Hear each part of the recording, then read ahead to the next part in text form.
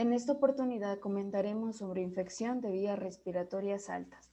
Para ello es necesario recordar que el aparato respiratorio está conformado estructuralmente por dos porciones, una primera vía respiratoria superior o alta y otra que es la vía respiratoria inferior o baja. Nuestro punto de interés es la vía respiratoria alta, constituida por nariz, cavidad nasal, faringe, y en dependencia de la literatura se puede o no considerar laringe. Las infecciones respiratorias agudas constituyen un serio problema de salud en los niños, puesto que están expuestos a una serie de factores ambientales, tanto en países industrializados como en los subdesarrollados.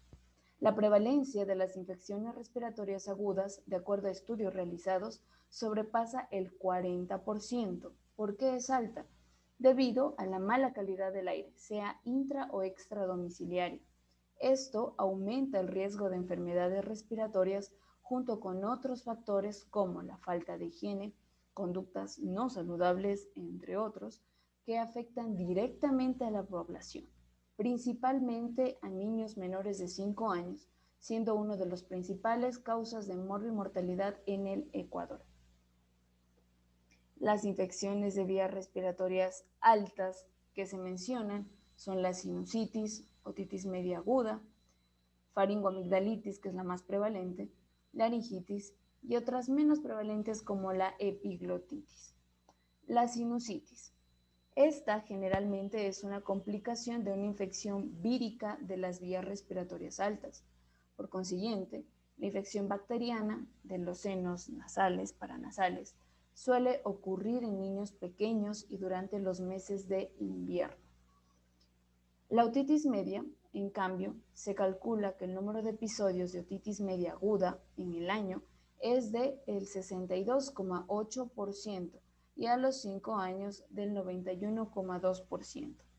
Un dato particular es que los lactantes y niños pequeños son los más propensos a padecer otitis media, con una mayor frecuencia entre los 6 y 12 meses de edad, seguido de los niños de 12 a 24 meses y finalmente poco frecuente a partir de los 4 años.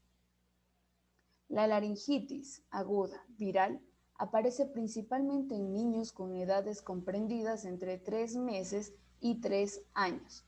El pico de la incidencia de la enfermedad se da en el segundo año de vida y su incidencia disminuye sustancialmente a partir del sexto año de vida. Referente a la epiglotitis, en realidad, revisiones recientes de la patología revelan que se está convirtiendo en una enfermedad infrecuente en niños. Más bien, su incidencia aumenta en los adultos. ¿Por qué? La razón de este cambio epidemiológico es que en los niños se emplea vacuna contra el Haemophilus influenzae, causante principal de esta patología. La faringoamigdalitis, finalmente, en el 70 al 80% de la misma se produce principalmente por virus. Se mencionan entonces factores de riesgo. ¿Qué es un factor de riesgo? Es aquello que incrementa la probabilidad de contraer una enfermedad o condición. ¿Cuáles son entonces los factores de riesgo para sufrir infecciones de vías respiratorias altas? Primero, la edad. Principalmente en niños de 3 años o menores es más frecuente o se aumenta la probabilidad de contraer este tipo de infecciones. El bajo peso, la malnutrición por defecto, afecciones respiratorias al nacer, frecuentes infecciones respiratorias superiores, enfermedades crónicas, contaminación ambiental, hacinamiento, uso previo de antibióticos, asistencia a instituciones infantiles, un ejemplo, guarderías. Cuando en niños menores de 1 año tienen egresos hospitalarios a los 10 días o menos de ese periodo.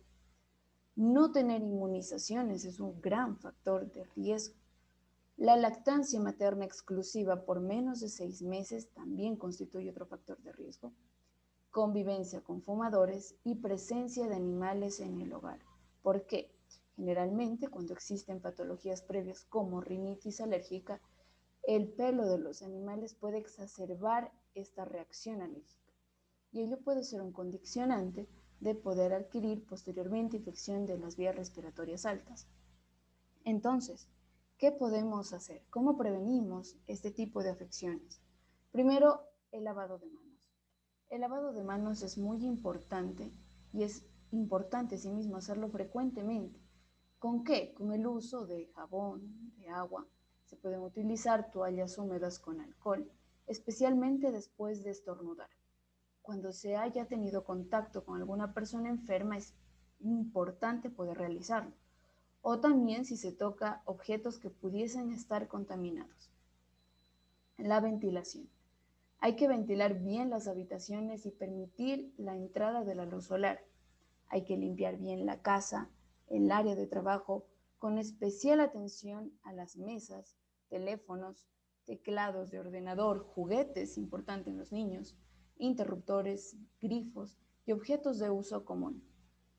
Hay que beber líquido.